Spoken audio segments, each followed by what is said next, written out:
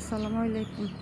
আজকে আমরা বিরিয়ানি রান্না করছি। দেখেন, আগে গরুর মাংসগুলো দিয়ে দিছি, তারপরে পেঁয়াজ, রসুন, এই যে হলুদ, লবণ, মরিচ, জিরের গুঁড়া, যা যা লাগে আর কি সবগুলো দিয়ে কষানি দিয়ে দিচ্ছি।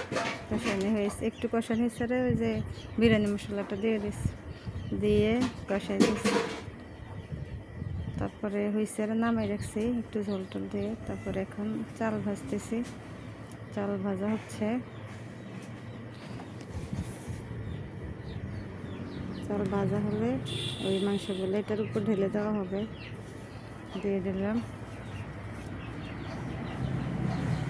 আবার আস্তে আস্তে ওই যে একদম হালকা আগুনের উপর, হালকা আগুনের তাপের উপর বসে রাখছি, হালকা আস্তে আস্তে হচ্ছে। একটু নাড়াচাড়া করে দেওয়া লাগছে। এই যে হয়ে গেছে আমাদের বিরিয়ানি। আমাদের বিরিয়ানিটা কেমন হয়েছে দেখতে কমেন্টে জানাবেন। এই যে প্লেটে বেড়ে নিচ্ছি, কেমন লাগছে জানাবেন। আসসালামু আলাইকুম।